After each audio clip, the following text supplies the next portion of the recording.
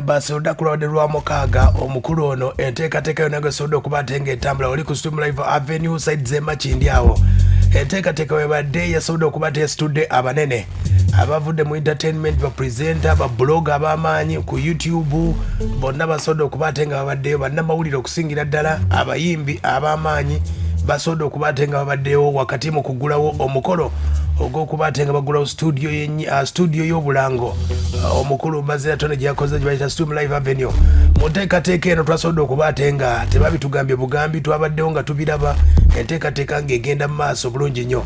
Okuvaako mu bitundu eby'e Masaka omukulu Madimbuko omuzeeyi Kamadi babeerawo mu nteekateeka eyo. RDC w'e Bukomansimbi deputy omukulu Salongo Fred Pax Kalema aliwo n'omukulu gwe bayita Luwanga Junior bamuleeta olw'enteekateeka nti abakulu bano batandika ku radio Equator era mu kintu kya production bagamba nti omukulu ono yabayamba nnyo nga batandika enteekateeka yaabwe etaali nnyangu wadde n'akamu, naye ng'enteekateeka yonna nga byabadde sooka owulire gwe byonna gwe yasobodde okuba ate nga bitambula. Abayimbi Ykee Benda Bafana nalabyeko omukyala Even Lago Aida Mogo tayinza kubulawo mu nteekateeka. Sooka owulire kubanga enteekateeka eno yabadde massive nnyo. Kandabe twatandikidde wano ku nteekateeka eno omukulu Ykee Benda yabadde yeebaza okwasaganya ensonga. Omuntu azze nti bamuyise mugenyi just ndi wano lwa muganda wange era nga musanyukirako nga nammwe muli wano.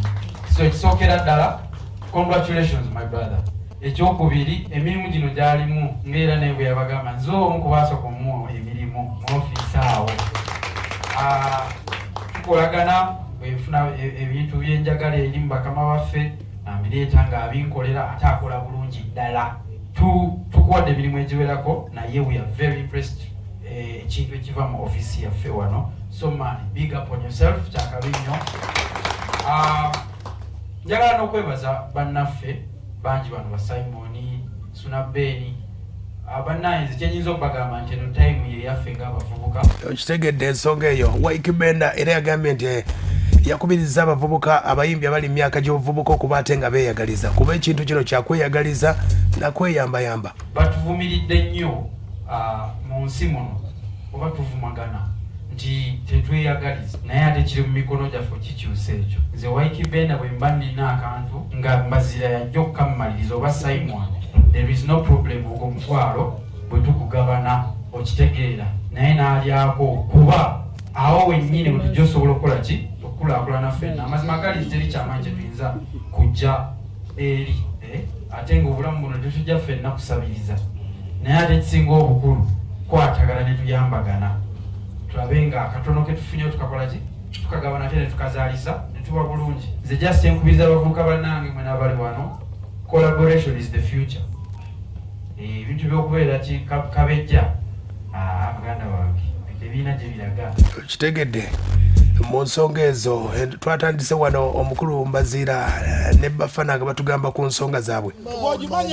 Ndi muyizi ndi mulonzi sirika ndeka ndi mulonzi omulimu gwe napatana ndi mutonzi ndi sabuti ndi saziri zinyirira ziri mbuto zigaya biri Mbaziira Suuna agambye muzika wami naye nze ngambye nedda ziri zonna zibeerewamu obere mulonzi waddala tuukiridde naye nga abakulu nze mbayina sebo bale tugabula olunaku olwaleero webale tugabula webale kuwamba kibuga kisa kya mukama. Olwaleero tuli ku nsonga ya kugulawo ofiisi yaffe wano eMakindye ya Stream Live Avenue. Stream Live Avenue Production House. Tu emirimu gye tukola, of course tukola production work bulango bwa radio bwa TV business enene abalina agencies.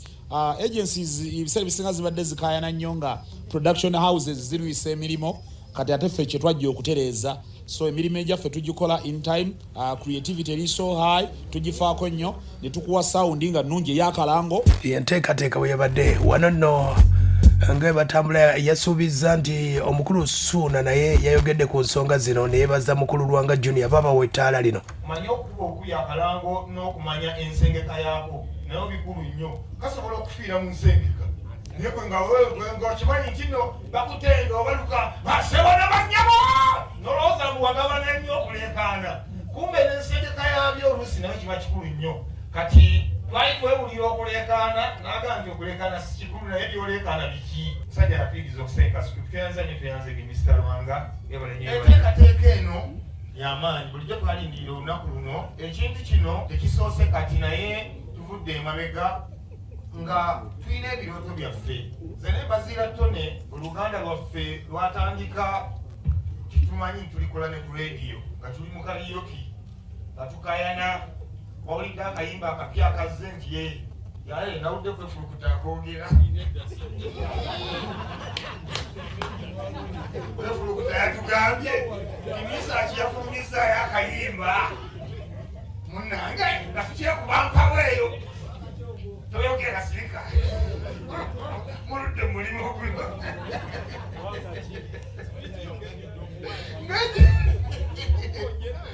kakano Mukama Katonda yanaatukwatirako ne tugenda ku radio Ikweta eyo gye twasanga Mwami Lwanga Junior y'omu ku balungamya abaffe abasookera ddala. Mwami Lwanga Junior yongera okuyimirira omulundi ogwokubiri bayinza okuba bakulaba tebannakutegeera bulungi era twabeeranga mu kalyoki waffe n'okuyirirwa nga ba Mwami Lwanga Junior tubawulira bakwatidde Masaka mu nteekateeka za media nga bw'ayimirira ku muzindaalo n'ayogera owulirira ddala nga musajja akuwa obulango nga Mwami Lwanga Junior jangu ekizannyi kyakatemba era kizannyira ddala bulungi nnyo emizannyo nga watudde n'olaba emizannyo gya Mwami Lwanga toyinza kuseetuka y'omu ku mizannyo egisobola okunzija ekampala ngende Masaka ndabe.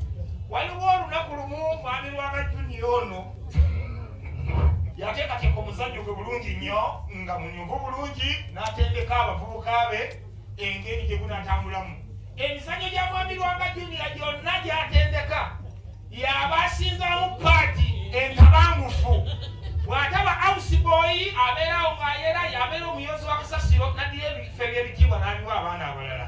Kakati olunaku lwali lumu baali ku stage nga bazannya. Yalina paati we baali balina omukubira kibooko. Nga naye abamukuba kibooko ye dayirекita bali baana be. Kati ndowooza waliwo embeera y'okuba waliwo embeera eyali tetambudde bulungi. Yemukweza emboozi zabaddeyo mu nteekateeka eyo nga bwe byasobodde okuba ate nga bitambula emboozi yabadde nnene. Kakati anti ekyabayimbi gwe kyobamanya mu ggwanga Uganda mpulira ndowooza bwe kuba nga si kwesuddiya ffe tulinako ettoffaali nimbye kakati wakati mu kubeera nti sirimbye abayimbi abo bwe tuba tumwetaaze nga tuli akalango ne tugamba nti kana akalango nti Lydia Jasmine ajja kukatereramu.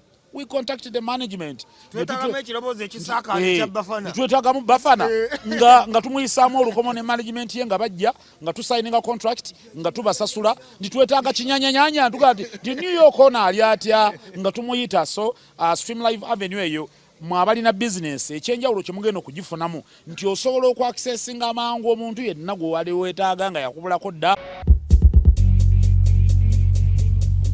Story kimwana nze bampita original designer bannamasaka bonna kati ndi wano kubagitani studio ya musajja wange Mbaziira Tonny Stream Live Avenue okyagera tuzze wano okuweerezako musajja waffe wano nga atongoza ekifo kye studio ya kabi ababanda bonna mbasanzeewo ono musajja wange bayitanga konkodi okyegera ndina abanike kati ndi live mwana ndi mu city wano eMakindye ekintu kyonna kitambula bulungi mwana omuziki tegutambula bubi muziki gutambula kiriya nnyo. Onabawayo concert obadde otubuzeebuzeeko?